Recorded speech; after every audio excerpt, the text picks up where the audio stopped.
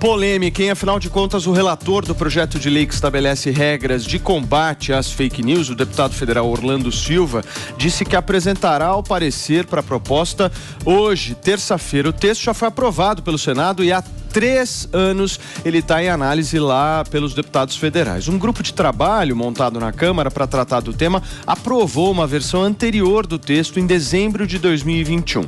A intenção de Arthur Lira, presidente da Câmara, é aprovar um requerimento de urgência ainda nesta semana que permitirá que o texto seja votado diretamente no plenário da Casa sem precisar passar por comissões temáticas. Em linhas gerais, a última versão do relatório prevê punições para a divulgação de conteúdos falsos por meio de contas automatizadas e responsabiliza também plataformas digitais por negligência no combate à desinformação. O texto também obriga as plataformas digitais a manterem regras transparentes de moderação. A gente vai trazer esse PL das fake news, que é o tema agora, certo, senhores?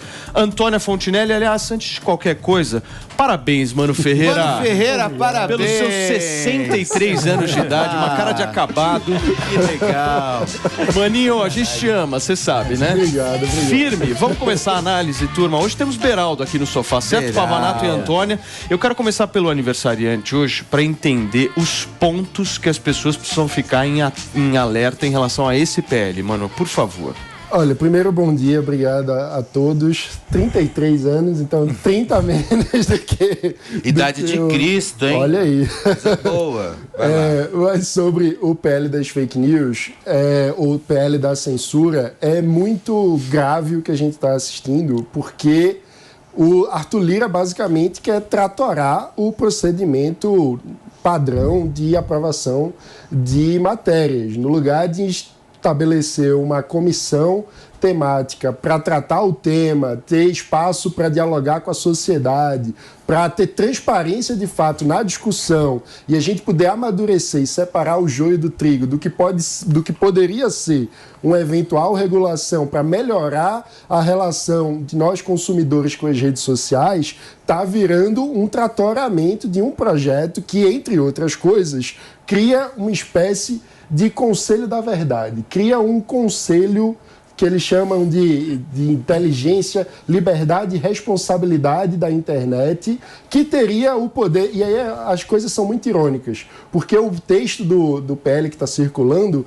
fala em autorregulação das mídias, o que a princípio seria interessante se as mídias tivessem um pacto, como tem, por exemplo, na publicidade, a autorregulação do setor. Só que esse conselho teria o poder de estabelecer as diretrizes da autorregulação e de aprovar depois a implementação da regulação, ou seja, não tem nada de autorregulatório na história, tem um conselho que teria o poder de definir as diretrizes de atuação e moderação nas redes sociais, o que é muito preocupante. Deixa eu só, turma, fazer uma rápida correção aqui. O presidente Lula já está na Espanha, tá? Somente pra gente fazer um acerto. E já chegou? Já chegou na Espanha, lá. Exatamente.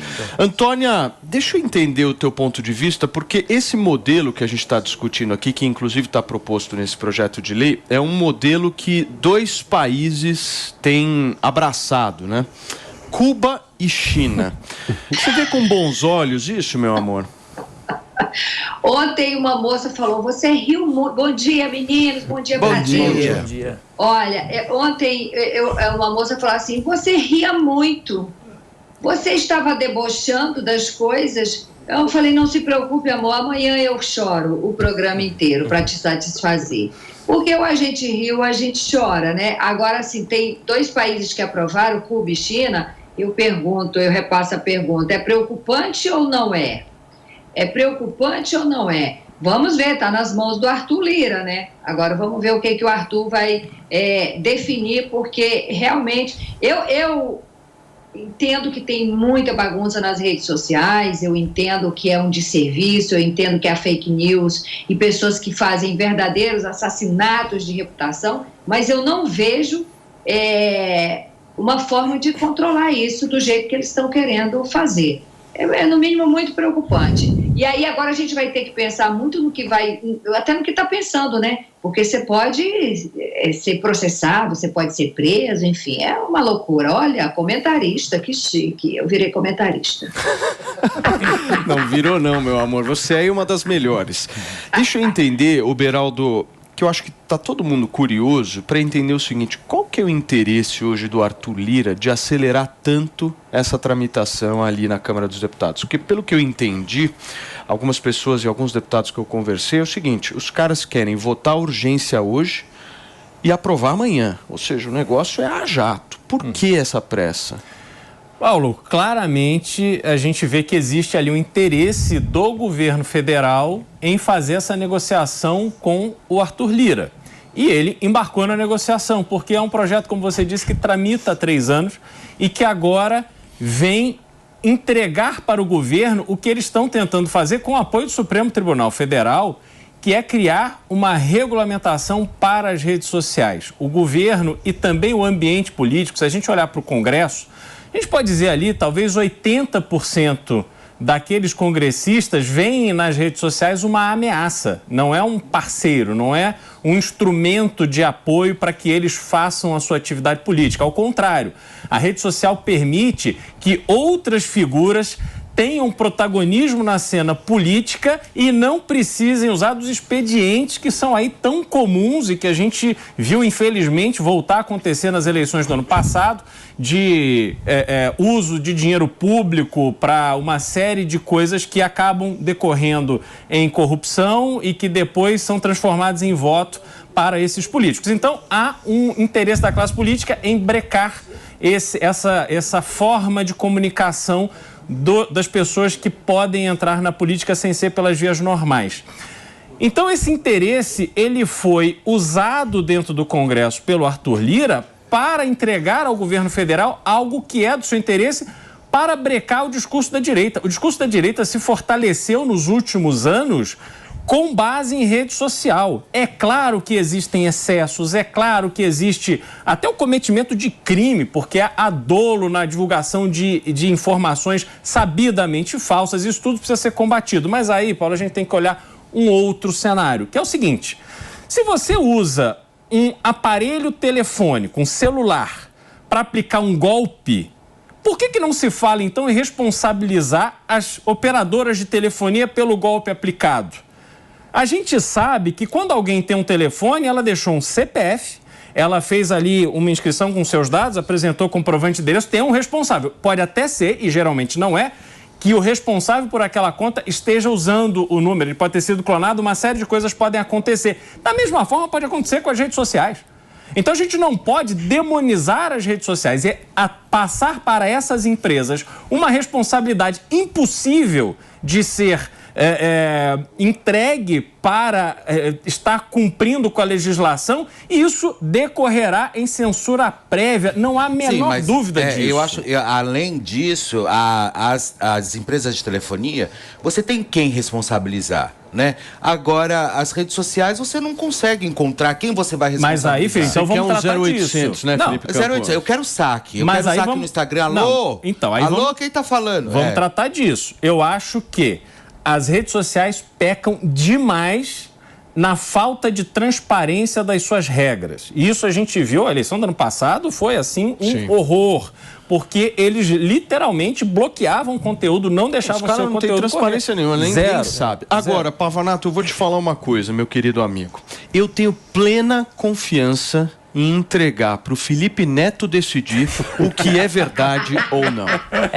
Eu acho que Felipe Neto, eu confio no Felipe Neto. Você confia? Eu acho que ele é a pessoa certa no lugar certo.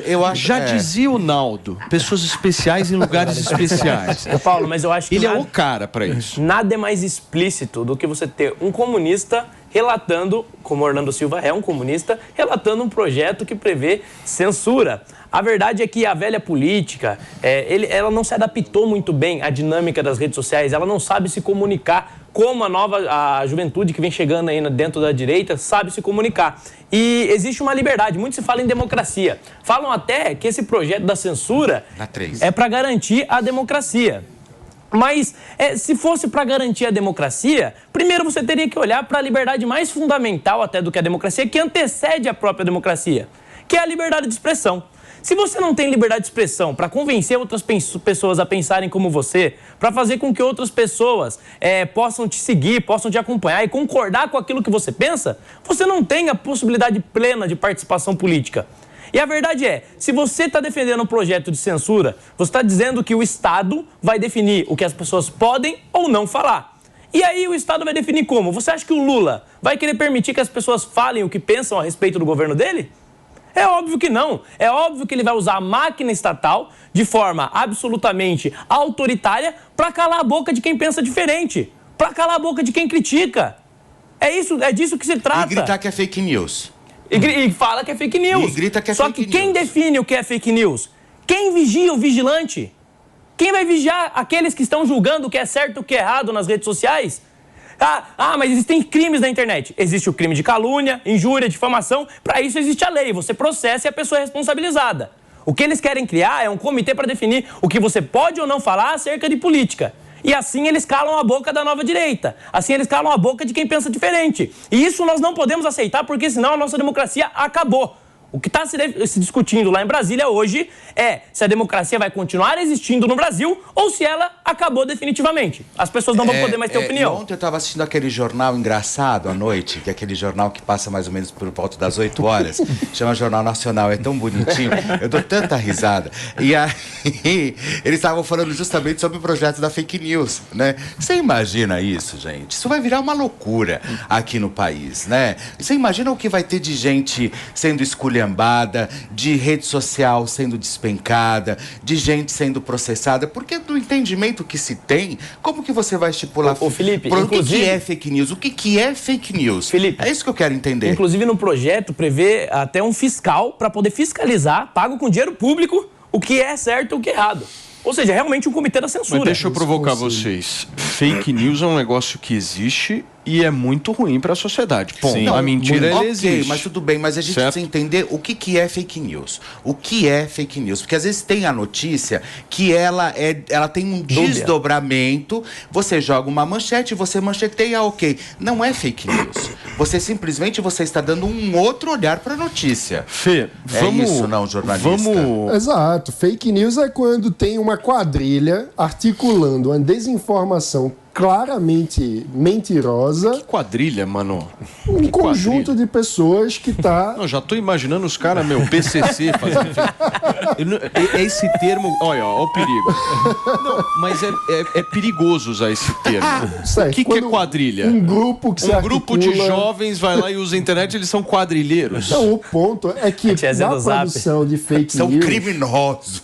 E isso ficou claro, tanto durante o governo Bolsonaro, chamado Gabinete do Ódio, como já existia antes com a chamada blogosfera progressista nos governos do PT, porque essa história de pagar influenciador para repercutir a narrativa do governo não foi inventado no governo Bolsonaro, é uma coisa muito antiga no Brasil. Uma pessoa que usa Photoshop no Tinder é fake news? Quadrilheiro. É quadrilha, é crime. Não, mas o ponto é que existem grupos de atuação política que se articulam para dolosamente, como estava explicando o Beraldo, tentarem fraudar a opinião do debate público, tentando criar a sensação nas pessoas de que existe um clima de opinião, de que existe alguma determinada informação que é sabidamente falsa, sendo disseminada dessa forma articulada e profissional. Isso precisa ser encarado, mas isso não passa por uma regulação como essa que estão propondo. Inclusive porque as redes sociais são um fenômeno recente, é um mercado privado que precisa ter concorrência, como qualquer mercado privado. A concorrência pressupõe diversidade de modelos de algoritmo, de modelos de moderação. E quando você tenta padronizar isso de cima para baixo numa lei, você está tendo uma atuação anti-mercado e, portanto, anti-liberdade.